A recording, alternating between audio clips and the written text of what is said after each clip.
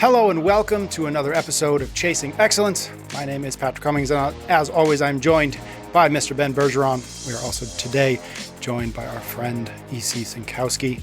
Every week here on the show, we dedicate some time to exploring how we can live a life of better health and increased fulfillment. We answer your questions about the 5 factors of health, dive deep on living a life of excellence, and explore the strategies and frameworks to help us chase what truly matters. Thank you so much for joining us. How are you guys? Good. My worlds are colliding here. Right? I'm going to try really, when I close this episode, it's going to be very hard for me. The universe is actually like folding on itself right now. When we close this episode, it's going to be very hard for me not to screw up which show I am saying come back next week because we'll have another episode. This week, we've got questions about how to train specifically for a 500-pound deadlift into a sub 5-minute mile, fasting as a CrossFitter, and how to get out of an rehab injury cycle. Our workout today is going to be a conversation about how to sell substance at a time when it's so easy to sell sizzle.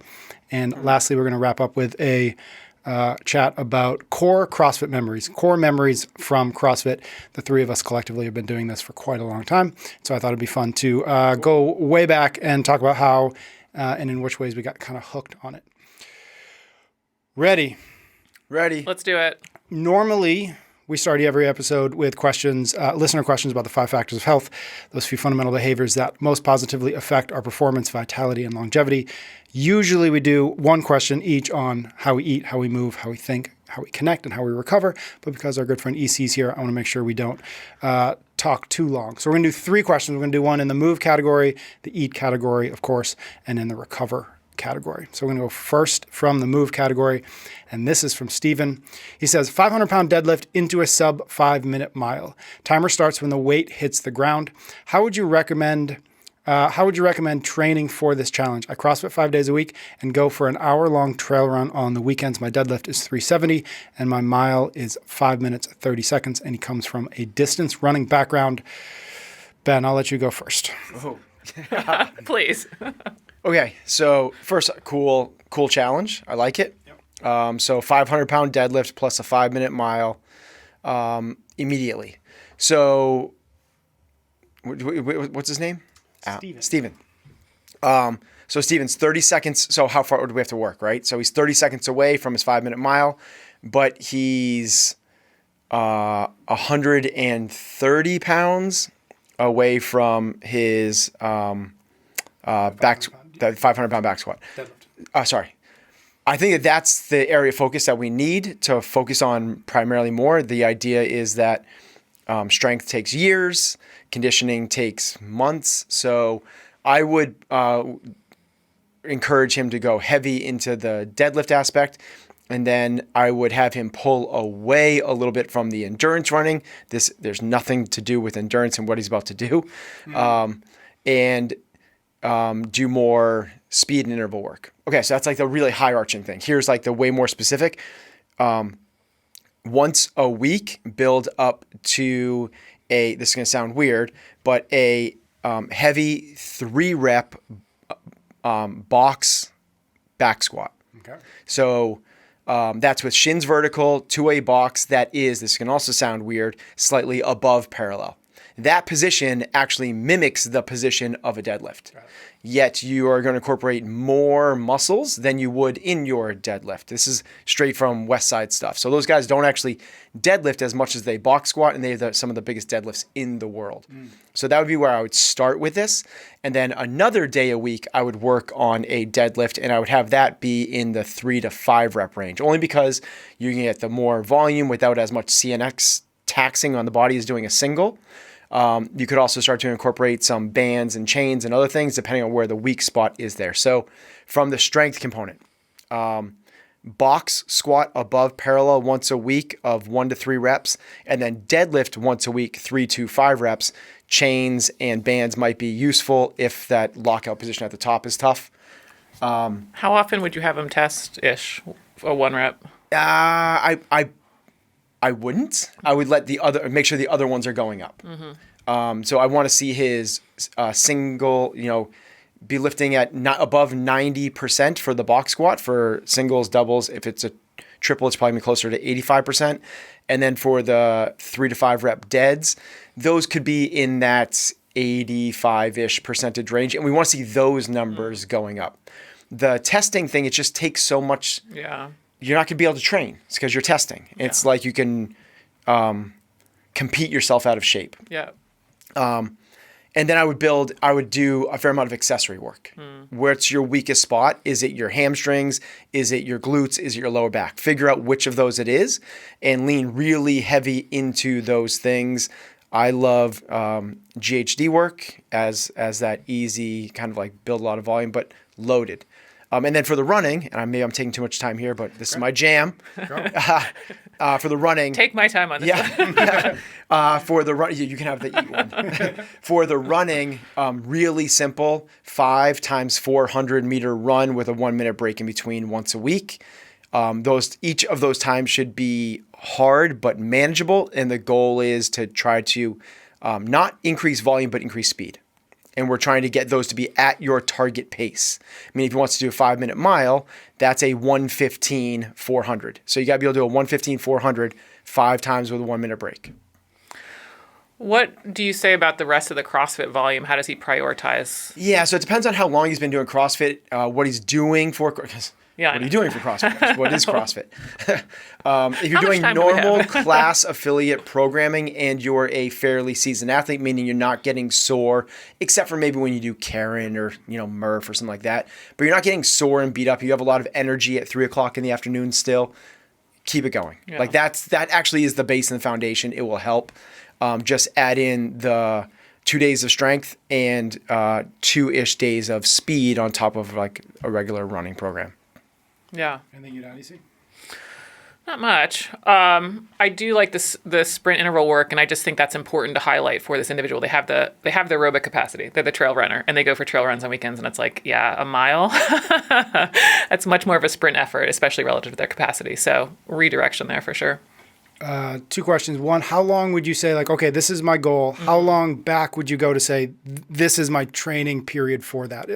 Starting with Steven's particular details, like, where he's at. Are you saying, okay, in 12 months, this is going to be realistic? Is it 6 weeks? Something I'd want it. So the only way I can answer that is knowing, okay, your deadlift is 370. How long has your deadlift been at 370? Got it. If you're telling me your deadlift is at 370 and it's been there for 10 years, it's a much longer road. Yep. If you go, it's at 370 and 3 weeks ago it was at 330 and 3 weeks before that it was at 295.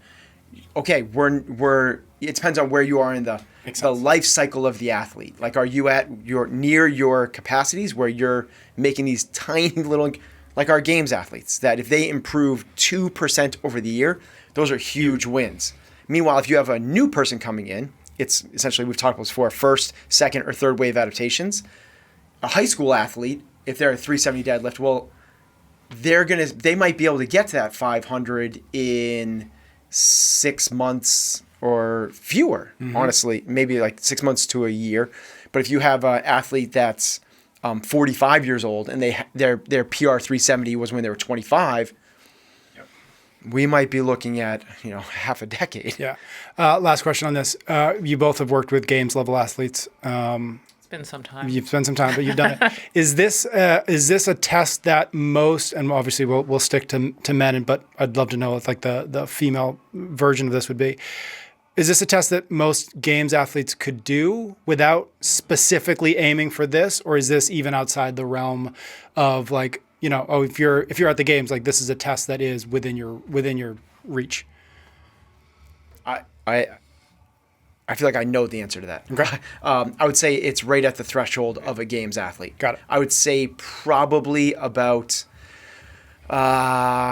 So first, let's just start off with the things individually by themselves. Mm-hmm. I think that a 500-pound deadlift is probably 75% of the field could do that. Mm-hmm. The 5-minute mile, so meaning, just for clarity, they're running this in 4:59 or lower. Like that's not like a 5:25. Right. I feel like that's about 40% of the field could do that. So together, I don't know how that math works, but maybe it's like 20% of the field could do this. Yeah, it's not a gimme for sure. It's definitely not a gimme. But people can do it at that level. What is your thoughts on what the female equivalents are of those? So a 500-pound deadlift, we could do the math really quickly. It's 70% of that. So it's low fours. Mm-hmm. You're better. You guys are way smarter than I am. She's better at math. So a 400-pound deadlift, which again, like in the total, 5, Doable, 6, not a 7 athletes get that. So it's a much lower number. And then I would say it's a 530 mile would be the equivalent of that. We'll get right back to the show in just a minute. But first, a quick word of thanks to our sponsor this week, Element. Element is a tasty electrolyte drink with everything you need and nothing you do not. With 1,000 milligrams of sodium, 200 milligrams of potassium, and 60 milligrams of magnesium per pack. The simplest, in other words, the laziest way to get your daily dose of salty goodness is to just drop a pack into your morning jug of water, but you don't have to be basic if you don't want to be. I was just on the Element website, and they've got a blog post highlighting 11 of their favorite recipes. They've got lots of fun options there, from the salty watermelon to a pre-workout blended coffee and something called the cucumber mint. So if you're not a simpleton like me, fret not. You can be as fancy as you want to be and still get your daily Element in. Regardless of how you get it, make sure you do, because electrolytes facilitate hundreds of functions in the body, including the conduction of nerve impulses, hormonal regulation, nutrient absorption, and fluid balance. The good news is right now you can get yourself a free sample pack with any purchase. That's 8 single serving packets free with any Element order. Just head to drinkelement.com/excellence to get the deal. Again, DRINKLMNT.com/excellence. Let's move on to our next category. And this is going to be in our eat category. Obviously, we've got EC. So we should a little quick, EC's a I thought nutrition, about that. amazing. She's wicked smart, dude. Oh dear. She's wicked smart. And she and I also have a podcast called The Consistency Project, which I highly recommend folks dive into if you haven't yet. All right, eat category from Steph. How do you recommend doing a 3 to 4 day fast as an avid CrossFitter? Try to do the workout or the workouts while fasting, or plan it during a 3 to 4 day rest period. I'm very curious, but you've also relatively recently done a 3 to 4 day fast. And so I was curious what your personal experience with that too. But we'll go with EC first. Oh, okay. I wanted to hear his personal experience. We'll do that next. Yeah, fasting to me, I always like to ask the individual, why are they doing it? Like, what's the point of doing this 3 to 4 day fast? And I'm not against that if that's what somebody wants to do for the test of it, maybe for the mental test of it, maybe, I don't know, just to not go without eating and snacking like we do so much in life all the time. And so that's fine. But when I hear, now I want to combine it with fitness, I'm really just left with why. Like, what are we trying to accomplish with this? Not eating is not in line with elite performance. You're not going to find any elite athlete doing a 3 to 4 day fast before they go to try to train hard.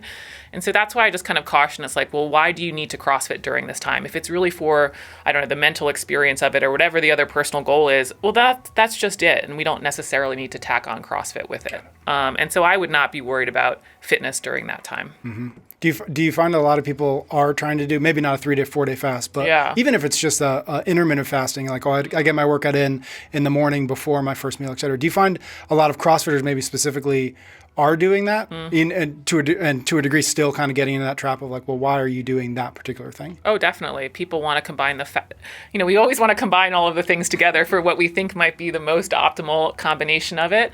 And I think the morning workout without eating is very different than, let's say, finishing 24 hours of a fast and going into a workout, right? So let's be a little clear on that, because as we move away in time from when we last ate, the demands on that workout increase, right? Because it's just like a fuel tank. So as we keep moving away from the last time we ate, we keep possibly having less fuel reserve. And then it depends how hard you want to go, how long you want to go, and all of that stuff. So the morning workout, especially for a CrossFit workout, which typically isn't very long, isn't going to tax those fuel reserves, just like I mentioned, that 24-hour thing. So yeah, I do think people try to combine it a lot. And the evidence that it really improves performance is not there, because again, we need that fuel to be able to perform at a high level. So it's kind of get clear in your mind what your goals are. I think there's some interesting things that you'll learn about yourself by fasting and then going into a workout. Improving fitness is not one of them. One of my favorite lessons from the Consistency Project, the other podcast, is and the one I always think about is the cold exposure one, which as you looked into it, you wanted to keep reminding people, like, well, what is the point of this? Remember, if the point of this is increased performance, let's actually measure that. And let's not assume that performance is increasing just because we hope it does, we increased our time in the back. Exactly. And so to me, that echoes what you're saying now. Is if the point here is fitness, yes, then this probably isn't the right strategy. But maybe there is another goal here. Yeah. And I also don't think the evidence is there for health, because you have to start looking at what nutrients am I limiting in the long term and what am I missing out on by fasting? And obviously that will be a problem at some point. And so I think there's also this idea that always caloric restriction always leads to longevity. It's like, okay, flies are interesting, but they're not us. And so we have some other concerns to worry about in terms of how that's going to play out in the long term. Just now, yeah. Pull on that for a second, because I don't think people know what you're talking about when we say flies. Oh, like the bugs. Yeah. But there'll be studies on animals that show, caloric restriction increases lifespan. And there's some realities that humans will face that are not the same as in an experiment like that, such as if we don't have enough nutrients for our immune system and we don't live in a vial or a small little closed off experimental room, we need the nutrients for our immune systems to survive. Or maybe we need the nutrients for our bone structure to be strong enough, right? And that's not where some of these animal studies are really being tested in terms of like, what are the effects of fasting? They might just so be what you're saying longevity. is that some of the benefits of proposed benefits of fasting, autophagy and cleaning up the cells and how it's related to health and mostly longevity aspect, those are all being derived from animal studies and not human studies. Is that what you're saying? I would say some of that is true. You will get kind of that cell cleanup and some of the benefits of fasting simply because of caloric control, simply by cutting down the calories you're eating. And if we eat at the right number of calories, really, a lot of things go well, including cell cleanup and all that stuff. That's happening all the time anyway. And so that's when people fast and they see some really great things improve, including their blood markers. It's often just because they've gotten the quantity in line. But then this idea that now I need to go above and beyond that and be more restrictive and have less than I need, that evidence is not there in humans. But it's super interesting how you're saying, because like the evidence is there they've done it in rodents, and I think when you say like whether it's fruit flies or like yeast or whatever it is that they start with. But cool what you just said, which is like they're living in a very controlled environment. Correct. They're in a lab where they don't have to use their immune system. Body, immune system. That's super interesting. Totally. So you put those animals in a uncontrollable environment, and we don't know then if this is actually beneficial. They're not exposed to the same stressors that we would be exposed to. Yeah. Super interesting. Yeah, and that's... So has there been... this is the trouble with nutrition, right? Is you can't do a double-blind placebo study. Like over 30 years. You're pretending you're getting food, but you're not getting food. Like, there you it's go. impossible. There you go. That's So the hard thing. is there anything that we can draw upon to say that fasting and like where is all of this research coming from? The longevity research? All the longevity. Yeah, because So how are you all of, going to do like- a controlled fast? I mean, it's just so hard to do controlled fasting studies for humans for any long period of time. It's the same with anything that you're looking at in terms of nutrition. How are you going to do a controlled trial for 30 years? To see how it plays out. So what they're doing is they're going, hey, this person who might not have been eating the right amount of calories beforehand does a 3-day fast, and we see over the long term some cell cleanup, and we see some markers come into line, but we really don't know if that would have happened if they had just gotten their calories in line anyway without the fast. Correct. Yeah. So there is a benefit, but there's another way to get there. Exactly. Yeah. And that's my kind of thing with fasting.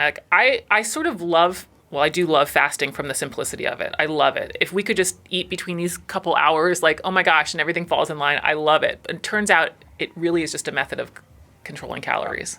And sometimes it works out for people, and other times they end up being the same amount of weight just because in their feed window they ended up eating enough calories or too much. They binged or whatever it is. And so the benefit really, and that's what we see in kind of some of the markers as well as weight, it's just like, did they control calories or not? So does that cell cleanup, that autophagy happen? Happening right now, yeah. Even not fasting. Yeah, even not fasting. Yeah, exactly. And it doesn't happen when you overconsume. No, it doesn't happen at the same level. It's happening all the time anyway. Yeah. I think that's one of the things that people forget about biology is we often see it as like on or off when really it's kind of like a dimmer switch is a better way to think about it. And that autophagy is happening now. It's a natural process of cleaning up the cells and turning it over. Yeah. And quantity is really a driver of so many problems. Just think about it as like the body is overloaded with materials. It doesn't have anything. It has too much to deal with. And so once we get that in line, that's why we see all those markers come down like glucose and triglycerides and all stuff. Like the body is not overwhelmed with like all of these carbon and hydrogen molecules. Sorry, I know we're way over time. No, there's no time. Don't worry about this. We're writing the rules. I am curious about your long fast and how it maybe. When was this? You think about it. I think it was last spring. Yeah. It wasn't that long ago, but I was supposed to do one this fall, and planning on doing another one in 2 weeks. Cool. Yeah. I remember I think it was a 3-day fast, the one that I'm thinking about. And literally you were finishing the fast like an hour after we recorded 2 episodes. And you're like, I was like, I'm not sure we're going to get through this. It was very much like, I know you've done some fasting stuff before. But it was very much like, there's the whole ketosis thing. Can you feel yourself going over into that mode? And is there heightened acuity and all the rest? But there was definitely like a palpable, like physical shake going on. And it wasn't like a scary, weird, it was kind of like a firing type thing. 3 days? 3 days, yeah. And the point going into it was just to do it, or? It was it was for the purposes of autophagy and cell cleanup and longevity and all of the rest. And the research had shown, David Sinclair type stuff of all like the cell cleanup, the potential chronic disease stuff that might help. Yeah. So, did you work out during it, or did you? I did not, but I did with Heather, and Heather did. Got it. So this is what's super interesting about the question is like, I don't think there's a right or a wrong. I think that all levels of degree, right? I don't think that a person should go in and try and PR Fran or Murph on day 3. Yeah. And I think that there's, I would go with that there's 2 schools of thought. One is me, which I was like, I don't want to make this any harder than it already is. Mm-hmm. The other one is, well, this is my routine, and it's going to eat up potentially an hour or 2 that I would have otherwise been staring at the fridge. So it's like, I don't think that there's anything other than what do you feel like will work better for you. Mm-hmm. I'm glad I didn't work out before and during it, because I feel like I would have been burning through stores even faster, and I don't want to make it any more challenging. I do think that this next one I will train lightly because I like the feeling after a workout.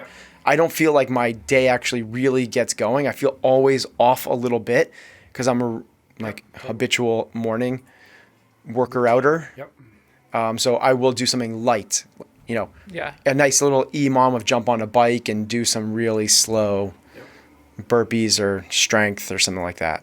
I'm not sure why worker outer is not a word, but I think we should enter that into the lexicon. All right, next question. That was supposed to be 3 minutes, and we ended up being 3. Okay. It's all moving on. That's it for us, folks. Join us again next week. Recover Bucket. This question is from Jessica. I am a CrossFit coach and I have a member who has a repeated back injury and is unfortunately stuck in the cycle where she does well for 3 to 6 months and then repeats the injury. Outside of safety, intensity, load measures, what else can she do? I recommended some online courses and some other things so that she could understand why and how her body was moving the way it was to make the brain connection to the body in a sense. I was wondering your take on this. And EC, I'm going to go first, or to you first, because I know this is something that you near and dear to my heart. Yes, that you have experienced. Well, we both have. That's true. Actually, you're right. Fusion in my back. That's right. Oh my gosh, you've been. We've never really talked about it, but EC and I've talked. So I'm going to go with her first, and then we'll get to you. Yeah. We got to get to Ben's backstory. Yeah, so I spent a good amount of time on the couch due to back issues, probably back pain on and off 11, 12, 13 years, tried all the things, tried all the non-surgical things from, whether or not that's chiropractors, PT, PRP, Prolo, all this stuff. I do think there's probably like nutrition, there's a lot of people out in this space who don't really have the answer for you, and they're going to try a lot of things that might lead you down some rabbit holes that are not effective. I do think really trying to find somebody who their deal is they want to bridge the gap between kind of the classic PT and intensity is huge. Mm-hmm. Because I think there's a lot of PT stuff that's so low intensity that works in the moment, maybe from a decreased pain. But as soon as you want to go back to something that looks like CrossFit, there's no bridging of the gap there. And so it doesn't prepare you for that. It doesn't prepare you. And so I did eventually find a couple different practitioners who were very good at that, and that was their jam. And they were like, no, the body can squat, the body can dead. Like, let's get you back there. And they did some different things than I was exposed to. I think those really helped. To get a little woo, if that's okay. Please. We love woo here. Yes. We only want woo. I've never gotten woo from you before, so please. I'm excited. EC is not the woo. No, I'm excited. As I said, not that I knew. I know. Here we go. In retrospect, I think a lot of my back pain was psychological. And so there's also something to, in my opinion, having an injury and being the injured person that kind of continues that cycle to some degree. I'm not saying all back pain is made up by any means, but it's like, I'm broken. I need to see the next person. I need to see the next person. So getting out of that cycle, I think, was big. And also just kind of identifying other things in your life that are triggers that maybe is resulting in your back pain, because you do develop those sensitization pathways where you basically just become more sensitive to the pain because you've had pain there so long. And so I think some of it for me was just also kind of the mental game and getting to a different place versus just like, oh, I need to go do more back extensions. Was it just for you getting to that point? Was it just time and time again after so many years, you're like, if I don't do something else other than this, I'm never going to get anywhere else? And is that what led you to be like, maybe part of this at least is in my head? Yeah, I mean, part of it was just the realization. We talk a lot on our podcast about the worried well, and it's kind of that the psychology of like, I'm sick and there's health anxiety. And so some of it was realizing that with my back. It's like, maybe I just am having all this back pain because I believe my back is broken. And I know that gets really woo, but there is something to that for like, oh gosh, I need to find the next person and I need to find the next doctor and the next specialist. And so, yeah, it was just some realization that wasn't working. And I just kept doing the exercise that didn't hurt it. Yep. And eventually kind of, I think, also got to a better spot to then, actually really make progress on my back. And I just shared with you all that I barbell back squatted more than I have in 10 years the other day, which was shocking to me. So amazing. Yeah. Jump in. Yeah. So first off, I love that we got to the woo, and I don't think it's woo. If you have stress, it's got to manifest itself physically somewhere. Like, that's just the way it goes. Some people, it comes about as an anxiety attack where it's a shortness of breath and they actually become almost paralyzed by their stress. Other people, it's going to manifest as a pain in some area. So let's back up a few dominoes. And if we are experiencing pain, not just in your back, but anywhere, this is a place that you're, I'm trying to not go woo, but it's going to manifest itself somewhere. It's going to come up, and this goes right into, chronic disease. Like, chronic disease can manifest itself as a prolonged stress. And we want to make sure that we're mitigating that. So, okay, having said that part, I would do it very, very tactically. And you said not just do a whole bunch of back extensions. But here's my take on this. People don't train their back. People have really, really weak backs. Because if your legs get sore or even better, you do a bunch of lunges and you're like, oh my gosh, my butt's so sore. That's so awesome. Or you do a bunch of, that's what the girls do and they want that. And the guys do a bunch of bench press and like, my chest is sore. That's so awesome. It's a good thing. What do people say when their back is sore? Like, panic mode goes up. Like, my back is sore. What's wrong with me? We don't train our backs. We don't do it. It's so weak. So for somebody that has really chronic and or repetitive back issues, let's start with getting it stronger. And I said this earlier, but to me, the easiest and safest place to do that is with back extensions. And the protocol I would use is, can you do 10 slow controlled, no momentum back extensions, and then on the 10th one, hold it for a 10-second pause.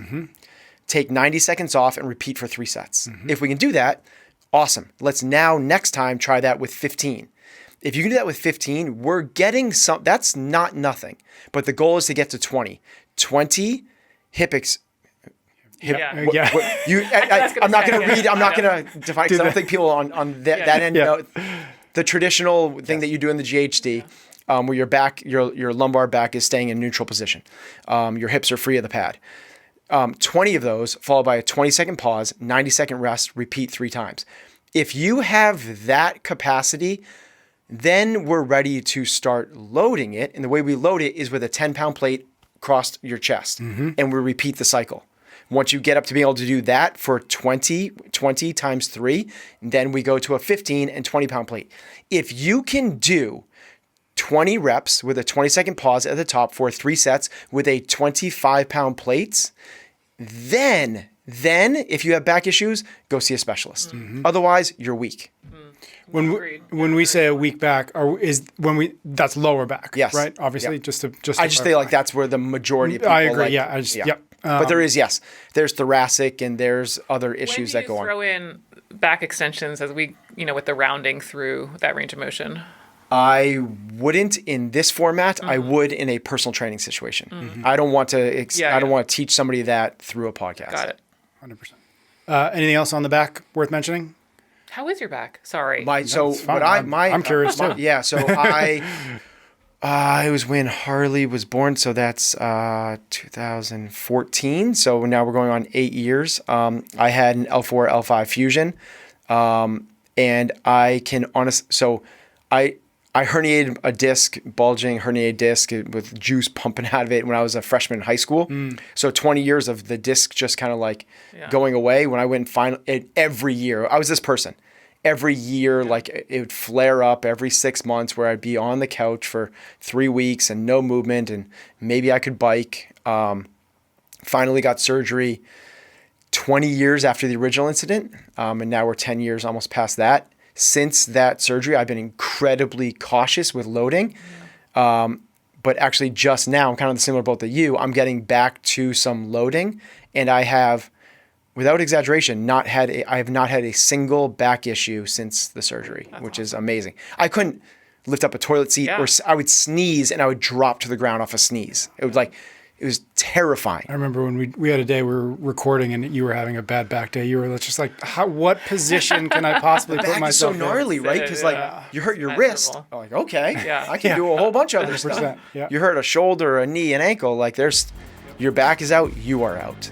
We'll get back to our show in just a minute, but first, a quick word of thanks to our sponsor this week, UCAN. To get through a tough, long workout, we need a few things. We need grit, resilience, fortitude. We need fueling, but not just any fueling. We can't sugar and caffeine our way through the long, hard training sessions. Unfortunately, that's what many of the energy products out there rely on, but not UCAN. UCAN's completely different. It uses steady release carbs that maintain stable blood sugar levels and allow you to sustain peak performance. That's why this is my go-to when I'm doing the really long stuff, where I'm doing one of those Ironman type training sessions. I'm doing the hour-long plus things. You need stable blood sugar that goes long, long, long. This is the go-to for me. So if you're looking for more energy with less sugar, give UCAN a try.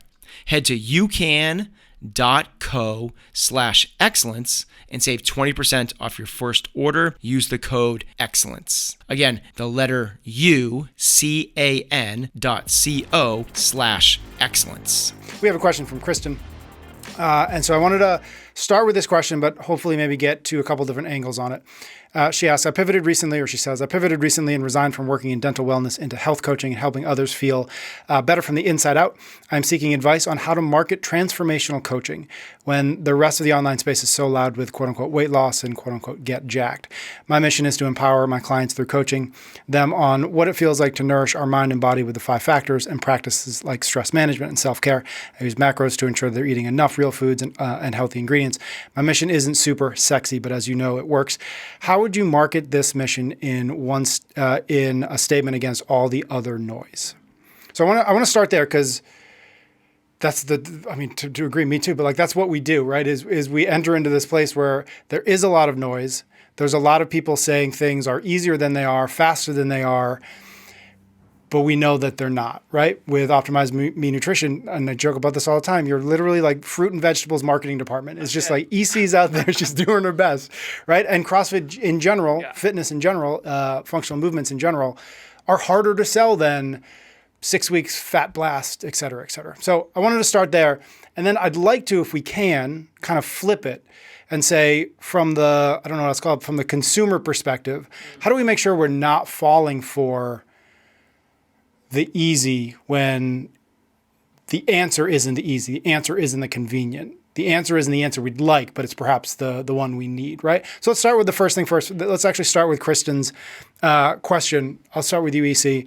How do you think about, I know you think about it. We've talked about it a lot. How do you think about selling the fundamentals in a world that seems to want tactics and tricks and hacks? Yeah. You certainly are up against a lot in terms of the social media algorithm, and you might not get as many likes and all of that stuff, but your people are out there because they are frustrated with the hacks and the gimmicks. And so you just have to be true to your message. Like, there is not a single transformational pic on my social media. You know, I never post photos of what people look like before and after. And I don't want to say that that's bad, because there certainly is a motivation there, and that is fine, you know, so long as it's achieved through the methods people are recommending. Yep. But, you know, your people are out there, they're frustrated. So you just sell your voice. And that's the best thing about this, is then you will attract the clients who want that. You know what I mean? Like, you don't want the client who wants the supplement, because that's, you know, it's something that's not what you sell, and also not going to work for them in the long term. So I know it feels like you're, you know, fighting the ocean or something like that, but really you're just going to attract the people who want your services, and that's great. Yeah. Thoughts? Well, I think we could start with, why does the transformational, why does the six pack, why does that work? And yes, it's people want the quick thing, but the aesthetic aspect of this thing is built into our biology. So we, as human beings, are attracted to certain things because it used to represent levels of health. And every animal in the animal kingdom is this. Gazelles, when they're trying to find a mate, bounce up really high to go like, look how spry and athletic and healthy I am. And they go, oh my gosh, look at that. They don't go, look at the legs on that one, but they go, but that's where we are. We see, you know, broad shoulders and narrow waist represented a level of functional and physical health. That's the way we would kind of hierarchical pick our mates. And in order for evolution to happen, this is across all species, the healthiest among us would get first choice of mates, and they would propagate a healthier next generation. So this idea of something's wrong with that is actually wrong. It actually is. It's always going to work for the majority, because it does represent something beyond just the like, oh damn, look at, I wish I had that. It is built into us. True. So then from that aspect, knowing that, and by the way, it's gone too far, right? That's the whole thing, is you don't need to have like, you don't need to be able to count the veins in your, you know, in your hip flexors, you know, to be able to like, to be healthy. Yeah. So what do we need to be able to do? And I couldn't agree more with EC. It's be true to yourself and be true to your own voice, and you will find the right people. Because the people that are going on that, for lack of a better term, but the more shallow aspect of this, are not going to be a long-term successful client, because they're going to be wanting something else. And it's what we've talked about before, is you need alignment of values. So if your coaching is transformative, not transactional, but you're promoting the transactional thing, you're going to get the transactional clients, the people that don't want a deeper level or willing to do the work type aspect of this. Now, having said that, I think that you're doing this at a very high integrity level. I don't know if that's the right word, you know, like not even showing the before and afters. That's not because you don't have the results. Right. It's that's not what you believe should be the goal of the program. Yeah. And the goal for your program is sustainable habits that you can do for the long time. And, you know, it's going to take a long time because it's supposed to. Yeah. I feel like it has to start with, was it Kristen? Kristen, yeah. Kristen actually said it somewhere in there. It's like, how do I, and she said, can you read what she said? How do I coach with, or how do I advertise? Yes, hold on. How would you market this mission in a statement against all the other noise? Is that what you mean? No. Before that, I think it was probably. I'm seeking advice on how to market transformational coaching when the rest of the online space is so loud with weight loss and get jacked. Okay. So what is that would be the thing, is like, what do you define as transformational coaching? So let's put some words to that. And there is your mission statement. So if transformational coaching to you is understanding, like if it's understanding the person, if you're like an emotional coach and you'll be there to support them through that, then advertise that. If you're more of the foundation like EC is, here's the really black and white X's and O's of healthy eating. Advertise exactly what you are. EC's so clear in terms of her messaging of what it is that she delivers as a coach, that's really easy for the audience to go and go, oh, this is probably a product market fit. It makes me think of something. I worked with a gym a little while ago, and one of their beliefs is they wanted to move away from the before and after stuff. They're like, we did that. It doesn't feel real. Like, it doesn't feel like it's us. It doesn't feel, and I pushed back on it a little bit because I think one of the things that's really important, kind of a little bit to your point, Ben, is I think it's important to recognize that some people have a certain definition of what they're looking for. Like, they have a certain definition of what success is. And especially for a gym, I think it lives inside of the world of a coach as well, is if you never speak to that definition of success, what's more likely to happen than not is they're going to think, oh, they're not for me, because they don't recognize, they're not empathetic to the fact that I think my problem is I need to lose 15 pounds. When maybe we know that the problem is probably much more complex and the solution is much more complex and a little bit slower, et cetera. But to that person who's just looking and saying, I wonder if this coach, I wonder if this gym is for me, and there's no mention of, again, whatever Before it is, and after, right? yep. Exactly. Or it could just be weight loss. It could be the whatever language, whatever that thing is that, again, to your point, like we're looking for it to a degree, right or wrong. So I'm just curious, like, is there a middle ground where you can or you have spoken to, I don't know, let's call it kind of the surface level things, just simply to say, like, I get you. I understand that this is a problem or a challenge or a barrier to you. Let that kind of get them in the door, and then you can talk to them about the more transformational, more foundational stuff.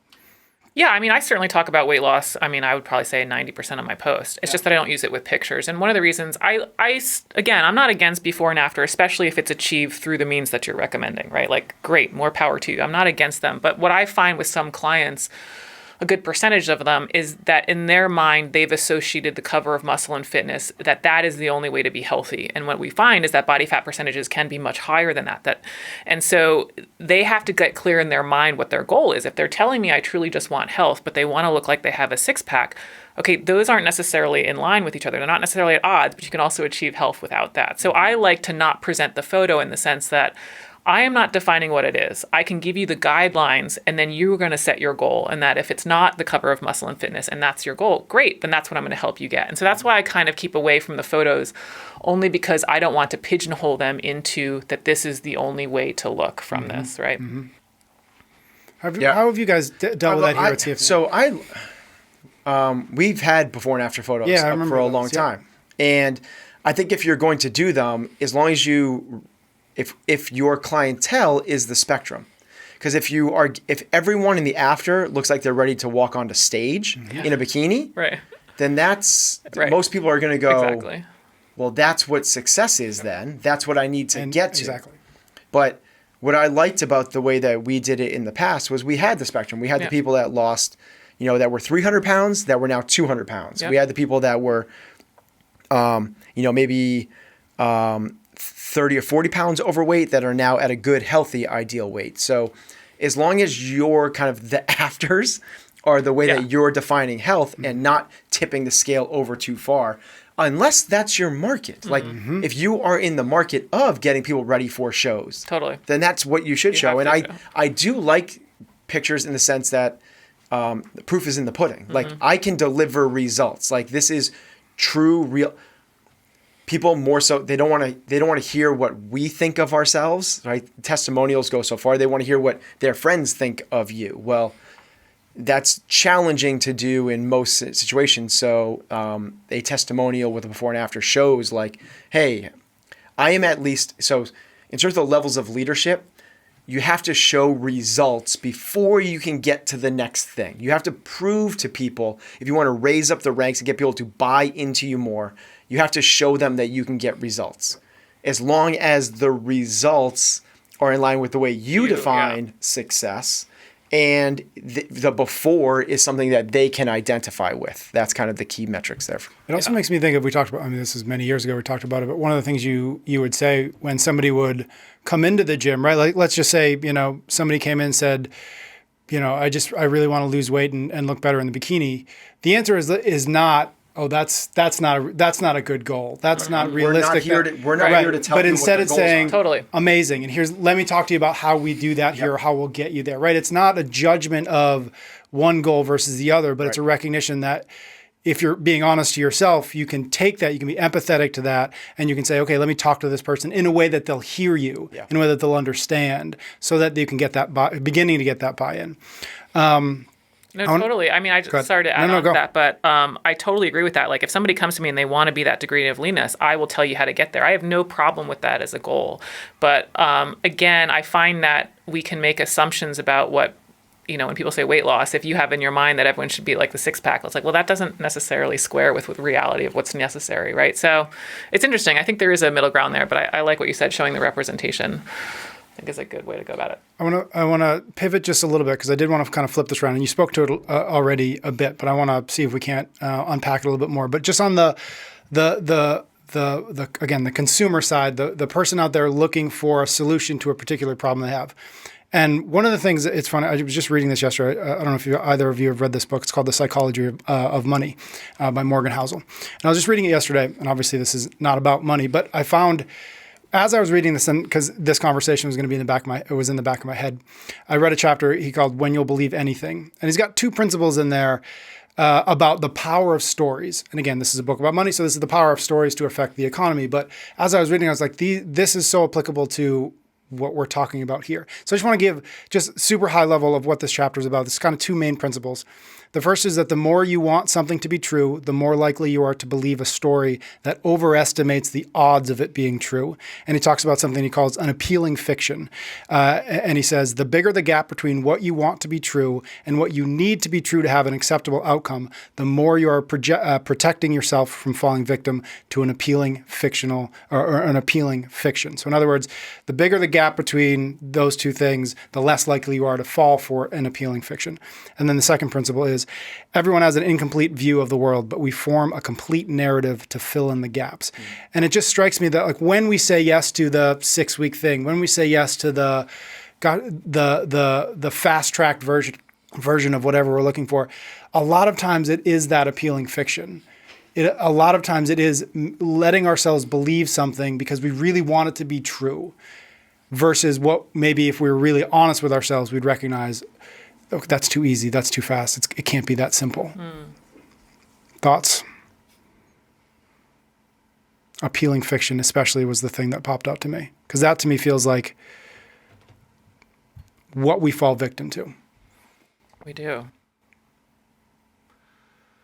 Yeah, I mean, I don't know how else to say it, but oftentimes it's just sort of like, it's probably going to be, especially if you've tried a bunch of this stuff. I think that's the other thing too. You kind of have to catch yourself. It's like, haven't I done a bunch of these different things that haven't led me anywhere? Like, that needs to be our kind of idea that we're not on the right path. Like, I've done a bunch of these 6 weeks, don't eat at this time and only eat this food with this thing. Like, maybe there's something else more comprehensive going on. And so, yeah, it's almost like calling yourself out a little bit. And I say this a lot with my master class. I think most of nutrition is knowing yourself and calling yourself out. I was just going to say, self-awareness is huge. The self-awareness of just being like, yeah, I'm just trying to get around this again, aren't I? Yeah. It's funny. It's a little bit harkens back to your woo-woo-ness with your back, right? Like, totally. I've done this for 10 years. Yeah. At what point will I sit down and say, maybe the solution looks like the opposite of what I've been trying? Slow learner. Yeah. I don't think you're alone. Thoughts? I take it from the perspective of somebody walking to a CrossFit gym. Yeah. Right. And it's, I don't think a lot of people tell them, I don't think it's the norm that people tell themselves the narrative of, like, if I can, and of course we hear it, but if I just work really hard for these next 6 months, I'm going to go to the CrossFit Games, or I'm going to look like a CrossFit Games athlete. I think that the majority of people that walk through those doors understand the level of work that's going to be required to lose 10, 15, 20, 30 pounds, to drop 1, 2, 3, 5% body fat, to put on 5, 10, 15, 25 pounds on their back squat. And if they don't understand it when they're walking through the door, they certainly do at the end of month 1. And I would say that that's kind of part of the idea is we can get so caught up into the stories before we take step one. But once you've taken step one, I think that there's obviously a new data point that helps tell a new narrative. And we take steps 2, 3, 4, and 5. And if it's the 6 weeks to a 6-pack, and if I just, if you just do apple cider vinegar every night at 4:45, you'll have a 6-pack. Well, after you do that for day 1, 2, 3, and weeks 1, 2, 3, 4, and you haven't seen the results, I think it's getting to know yourself, but also being realistic with both the prescription. Like, is the prescription wrong? Or is your commitment to the prescription wrong? And are you just not doing what you're supposed to? Yeah, right. So if you're not seeing results going to a CrossFit gym, I don't think the prescription's wrong. I don't think that you're putting the work in either inside or outside the gym to see the results, because we see this a lot and they fill in their own narrative, and not necessarily about the efficacy of the program, but or maybe I didn't know exactly. That's exactly what they do. They go to a CrossFit gym and they go 2 to 3 times a week, and they don't see results after 2 to 3 months, and they go, it's not real. It doesn't work. It's not what you think. Well, you didn't follow the prescription. Do the program. Yeah, exactly. You need the program. In 100 Words of Fitness, I think it's the third line in it is 5 to 6 days a week. Yep. I really like, it's what we try to do as much as possible at CrossFit New England. This is the top line of our prescription. We have the 5 factors, and we talk and we try to operationalize all of the 5 factors. Well, the most that we have the most ownership and most influence over is the train category. Yeah, of course. What is the first level? What is the first line of that prescription? It is 5 or 6 days a week. Meaning, if you're not coming to the gym 5 or 6 days a week, yes, we can't guarantee you results. That's the only way I can guarantee you results, and I can, is if you come 5 or 6 days a week. If we're doing that, now we're actually playing the game. And now we can teach you how to play the game even better. But until that happens, you haven't sat down at the table. You're still looking over the shoulder of somebody else playing the game. So this is where I think that if you want to create narratives about the efficacy of a program, you have to really do the program. It would be the same thing with EC's program. Yeah. Well, if you're doing it but kind of doing it tangentially, and you're sort of doing it like dipping your toes in. Yeah, like I had a strawberry today. Like, that's not the program. Yeah. Well, I did 100 grams. I think I did 800 grams. Right. Not the program. That's not the program. Exactly right. And it's not, I did 800 grams for a week. Right. Not the program. Exactly right. Not the program. Yeah. So we need to make sure that we are, is it our compliance or is it the program? And if it's our compliance, it might not be that we're wrong. It might be that you're following the wrong program for you. Like, there's a lot of ways to get, CrossFit's not the only way to get healthy and fit. It's not.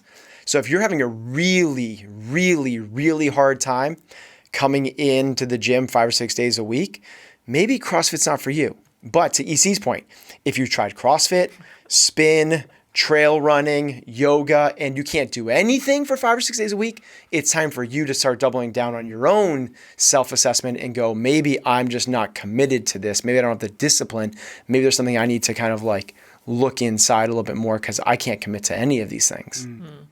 What is that? What is the kind of like, you're not coming in 5 to 6 days a week version of nutrition look like in your mind, DC? Like, what have you found to be, well, I'm doing the thing, but what comes after the but? Yeah, I mean, most of the stuff for people's goals, even health and performance, so not just weight loss, comes down to too many processed goodies in the diet. They're so calorically dense, they add up so fast that you can be doing the 800 gram challenge and still slamming a pint of ice cream every night. So that would be like, yeah, I'm doing it. And it's like, you're not really doing it. You know what I mean? And so, but yeah, you can achieve some really good nutrition results not being perfect. I don't like to put numbers on it, but you can throw 1 or 2 days a month, and not really derail your goals. But it's when those pint of ice creams sneak in multiple times a week. Yeah, that's the problem. All right. Anything else on this topic before we wrap it up? No, I would just do the same thing. It's like it's the same thing with the times in the gym, right? Like coming in 5 or 6 times a week, as long as that's the norm. Well, if there's a week, and there's been plenty of weeks where you don't come in at all, that's okay. Get back on the horse 5 or 6 times a week. And then there's a week where you only get in 3 times. That's okay as well. You just want it to be the majority of your actions follows the prescription. And really, it's like, where are you on that scale? Are you a super user? Like you're the best patient ever? You're always 5 or 6 days a week? That probably isn't the best patient because you're probably sacrificing other stuff. Mm-hmm. Are you compliant or are you non-compliant? And just kind of figure out where you are. And not this week, but averaged across, it's really averaged across your lifespan, but just kind of like, where are you this month? We'll get back to the show in just a minute. But first, a quick word of thanks to our sponsor this week, Blue Chew. Gentlemen, we talk about the importance of connection all the time here on the show. There's simply no better way to build a life of health, satisfaction, and fulfillment than by strengthening your relationships. That includes, maybe more than any other, the relationship you've got with your significant other. There are lots of ways to deepen that unique relationship, and one of those ways is better and more frequent sex. That's exactly what Blue Chew wants for you. Blue Chew is a unique online service that delivers the same active ingredients as Viagra, Cialis, and Levitra, but in chewable tablets and at a fraction of the cost. The process is simple. Sign up at bluechew.com, consult with one of their licensed medical providers, and once you're approved, you'll receive your prescription within days. So if you're not showing up for your relationship in this important way, it's time to stop pretending it doesn't matter or that there's nothing you can do about it. Instead, chew it so you can do it. And we've got a special deal. Try Blue Chew for free when you use our promo code EXCELLENCE at checkout. Just pay the $5 shipping. That's bluechew.com. Use the code EXCELLENCE to receive your first month free. Visit bluechew.com for more details and important safety information. All right, we're going to do a quick shout out. A shout out is when we just highlight a comment, a note that Ben and I have received just as a way of saying thank you. And this is from Seacoast Golf. I don't remember where this came from, but longtime Chasing Excellence listener. I've also coached CrossFit for over 10 years. I've recently started heavily competing in amateur golf, and I must say, incorporating a lot of the mental toughness skills you speak of for your games athletes and just competition in general helped push me to the next level in my personal best in the game of golf. I found myself welcoming the inevitable blow-up hole in a tournament and using it as an opportunity to focus and overcome and bounce back. Just wanted to say thank you for that, and the podcast have definitely bettered me outside of CrossFit. You play golf, don't you, EC? I hit a ball around a course. Play is a strong word for that. Such a good follow-up to what we were just talking about, though, right? Yeah, like you don't have to beat yourself up for having a bad week or a bad night or two. Love that. So thank you to, again, I don't have the name, just Seacoast Golf. If you haven't yet, it is awfully helpful to leave us a review on Apple Podcasts or YouTube or wherever you're listening to this.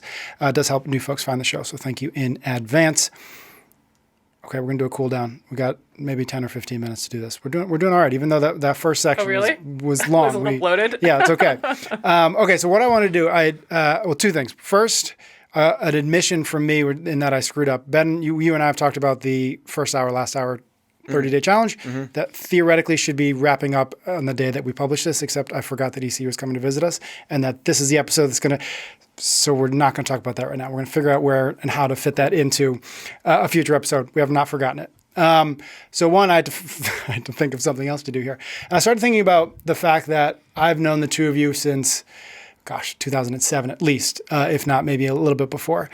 And I just thought how fun it is that the three of us kind of discovered CrossFit around the same time and that we're still, maybe not specifically in that world. You certainly are, Ben. We are still in that world in many ways.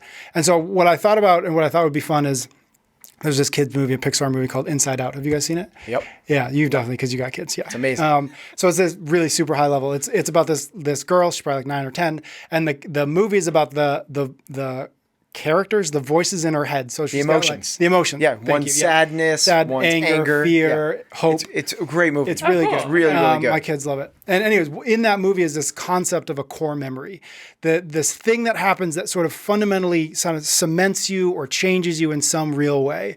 And just in the course of the movie, like they're trying to save core memories, they're trying to build new core memories. And so I just thought it'd be really fun to ask you guys, and I'll chime in as well. Like, what was the core memory for you in early CrossFit when you discovered it? That not like, oh, that's interesting or that's fun or that's hard, but like, oh, this just fundamentally changed the trajectory of my life. Maybe obviously we didn't know what that meant, but like a changing of like I was heading sort of in that direction, and now I kind of took 10 degrees to the right because of this thing that I've discovered. I'm curious what those are. So I'm going to let you, our guest EC, go first. Okay. It's probably got to be my first CrossFit Level 1 seminar, which was in May 2006. And I still have vivid memories on driving the road to Santa Cruz, which is a curvy mountain road. It was a car full of people from CrossFit Boston. At that seminar, those days, they were 3 days long. They had all the specialty coaches there. There were 150 people. I was pulled up in the front because my squat was so bad and got squat therapy in front of 150 people. Amazing. I still remember, Annie. And this is just you as a participant, right? This is me as a participant. Do they do Fight Gone Bad at that? Because I think there's a video of you doing Fight Gone Bad. Oh, no, that's a later one. Okay. That's where they used to do the max 500-meter row sprint test. I've never done it since. Oh, my God. But yeah, like Annie, Eva T, and Nicole were the demos. So it's just like so crystal in my mind of, well, except for I guess for doing Fight Gone Bad, but so many memories from that weekend. And yeah, that's when I started training at CrossFit Boston, all that stuff. Super interesting. I'll go next and then I'll let you close it up. But mine's similar. Mine's a level 1 seminar as well. And so for me, I got wrapped in and roped into CrossFit through work. My friend John, he and I started a company called Again Faster. And what my role there was to film. And in the early days of CrossFit, there was only like 2 people with video cameras. And so I became like the third. And so I got to go to all these level 1 seminars. They're actually hand propelled. Yeah, exactly. You have to like crank the video machine. Exactly. Yeah. And so the first one I went to was up at the Maine State Police. Oh, and this was probably like 2007, 2008. So it was after yours. And maybe one of you guys, you guys were there. You may have been there. And so this was my first real experience with like we had been doing it ourselves. We kind of did it in Gold's Gym and John had gotten involved, but like this was my first real glimpse of it at a high level. And so just being there was really substantive to me. But the memory I have of it was, I think the nutrition lecture was day 2. And so day 1, we, did all the things. That was really cool. I filmed a bunch of stuff and we went out to lunch as always happened at least it often happened with the staff. And we were at this restaurant and like, I was like, cool, I like to be here with the cool kids. And I ordered a shrimp scampi. Don't do it. And at that point, I like no idea. Like I was still like eating like I did when I was 14. Right. And Tony Budding, who was the head of media there and, bigwig there at the time and for a while, looked at John sitting next to me. He said, "You haven't talked to me about nutrition yet, have you?" And I was like, what is he talking about?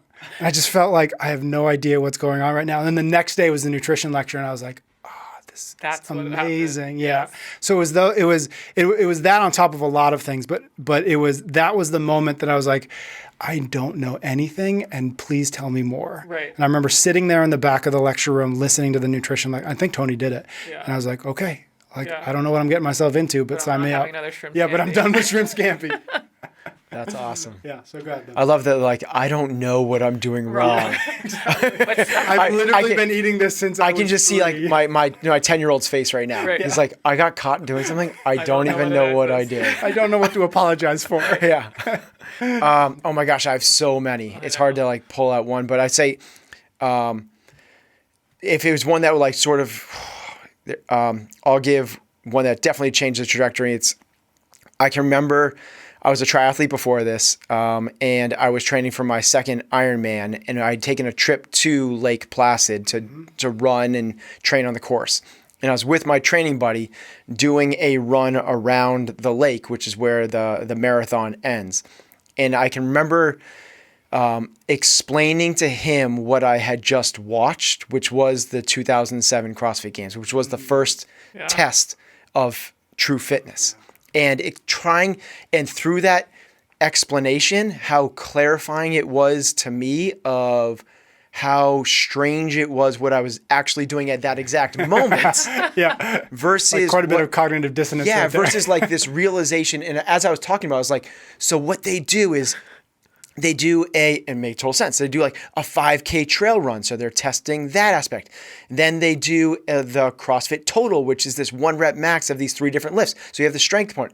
And then they do this crazy thing of rowing and pull-ups and barbells from shoulder overhead. I was like, that's the ultimate test. And you should see these guys. They're absolute. And just this clarifying thing of like, that is in line with the way I want to pursue fitness, not like, can I go longer and change this from an 11-hour event to a 10-hour event? Yep. And that was like this solidifying moment of like, walking out of that, actually that like training run and being like, I'm going to do this race, but I know that my future is not going to be this. It's going to be that. Did you go to an L1 soon after? Yeah, I think I went to an L1. I think that race was, if I remember correctly, was in the spring. I hoped, maybe I'm wrong about that. And I think in the fall, I went to my L1 and opened up an affiliate that like next day. Yeah. Were you at the 07 games or was it something? No, I watched it. Okay, yeah. Cool. And I wasn't even at the 08 games, but 09 was the first one. How did you even know the 07 games were going on? I was just following, just like the same, like I was following CrossFit. I was on the Okay, you were forums. I already- was doing it. Like I was like, I see. I had done You were like, already I was already There was doing a it. period where you're just like on the outside. You know, like we all kind of like through 2004, 5, 6, we all did this thing. But when the games happened, it cemented what this thing was that we were doing. It was, because you do a workout of the day and it has the squat, 5-5-5 squats. You do a workout that has the 5K and you do a workout that is Jackie. But that's on a Monday, Tuesday, Wednesday. When they go, hey, these 3 things together are a complete test of fitness, and amazing how much has evolved. Mm-hmm. But you go, oh my God, it's like nothing else I've ever seen before. And the reason I was doing triathlons was because I thought that was the ultimate test. Yeah. 3 sports, right? It's like, oh my gosh, if you can swim, bike, and run, you got it. And you go, oh, no. It's this thing. EC, thank you so much. For Thank you guys. It was fun. Friend of the show. OptimizeMeNutrition.com. And the podcast is called The Consistency Project. You got it. Go search for both of those things and find you on Instagram, Optimize Me Nutrition, right? That's right. Thank you so much for being here. Yeah, thank you. Ben and I will be back next week. I'm pausing because I want to make sure I don't say this is another episode of The Consistency Project. Ben and I will be back next week for another episode of Chasing Excellence. Until then, stay well.